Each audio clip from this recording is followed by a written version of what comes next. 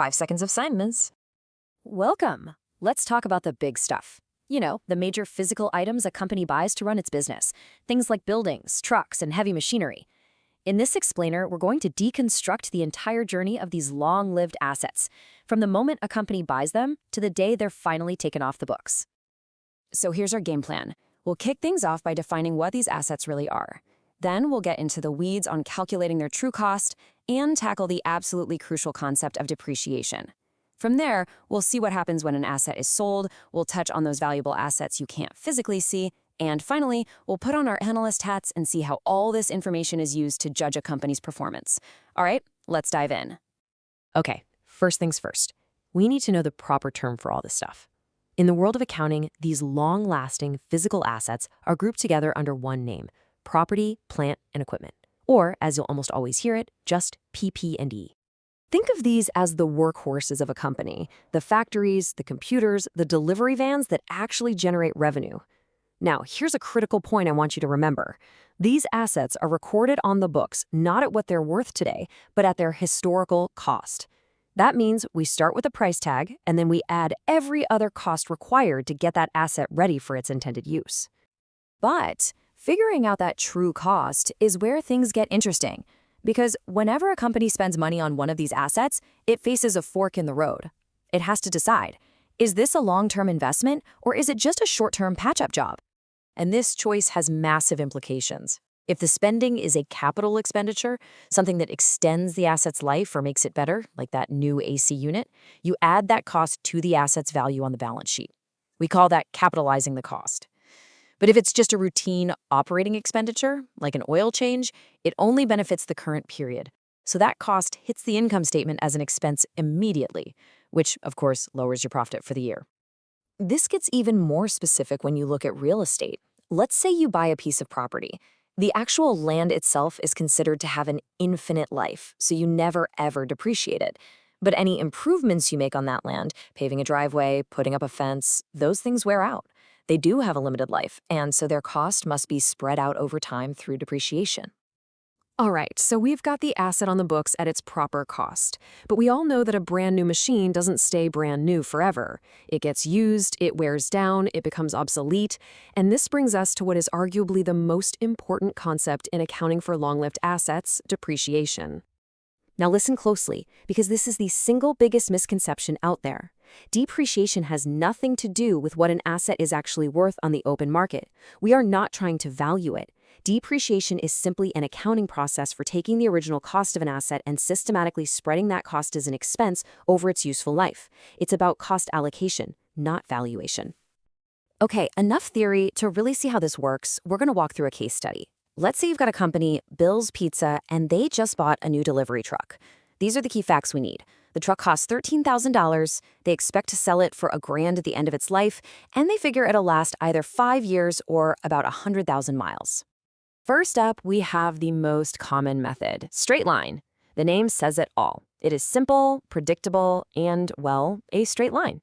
You just take the depreciable amount and divide it evenly over the 5 years. Look at that depreciation expense column. It's the exact same $2,400 every single year.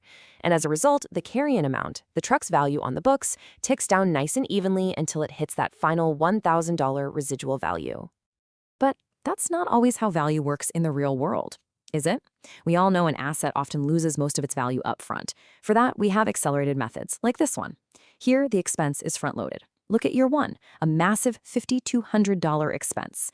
This better reflects the economic reality for things like vehicles. And you'll notice that little asterisk in the last year.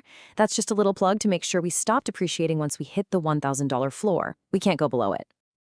And finally, there's the units of production method. This one just makes a ton of sense. The idea is simple. The more you use the asset, the more depreciation you record. For our pizza truck, we link the expense to the miles driven. Check out year 2. They drove a lot, 30,000 miles, so they recorded a big expense. But in year 5, the truck was used less, so the expense was much smaller. This method is the perfect example of the matching principle in action.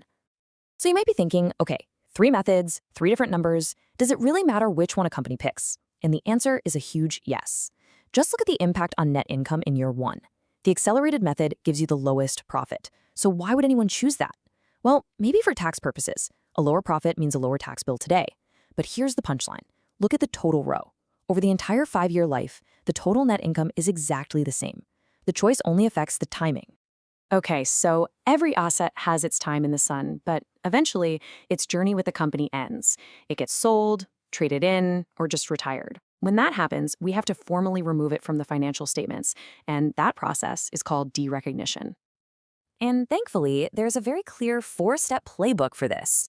First, you bring the depreciation up to date, right to the day you get rid of it.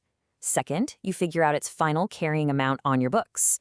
Third, you compare that carrying amount to what you got for it, the proceeds, to see if there's a gain or a loss. And finally, you make the journal entry to wipe the asset and all its related depreciation off your books for good. And at the end of the day, it all boils down to this simple comparison. Did you get more cash than what your books said the asset was worth? If so, great, you record a gain. That's scenario 1. Or did you get less cash than its carrying amount?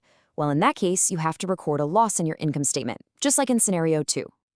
All right, let's shift gears a bit. So far, everything we've talked about has been physical, things you can kick the tires on. But often, a company's most valuable assets are the ones you can't see or touch at all.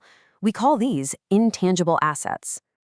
And the core concept is nearly identical. For physical assets, we call the process depreciation.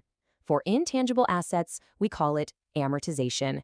It is the exact same idea of spreading a cost over a useful life. But, and this is a big but, it only applies to intangibles that have a limited, finite lifespan.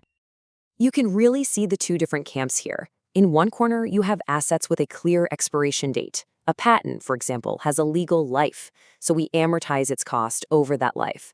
But in the other corner, you've got assets that could theoretically last forever.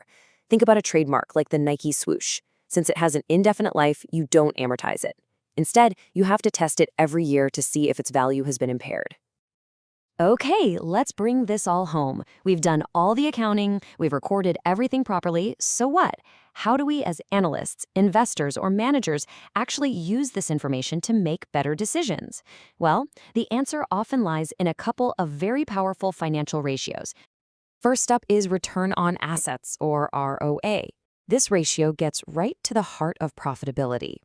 It answers a really fundamental question. For every single dollar a company has invested in assets, how many cents of profit is it squeezing out?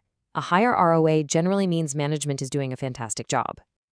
And a close cousin to ROA is asset turnover. Now, this one isn't about profit. It's about pure, raw efficiency. It tells you how hard your assets are working to generate sales revenue. A company with a high asset turnover is like a finely tuned engine, generating a ton of sales from its asset base. And that question on the screen really brings us full circle. What I hope you're seeing now is that accounting isn't always black and white. It's filled with estimates, judgments, and choices.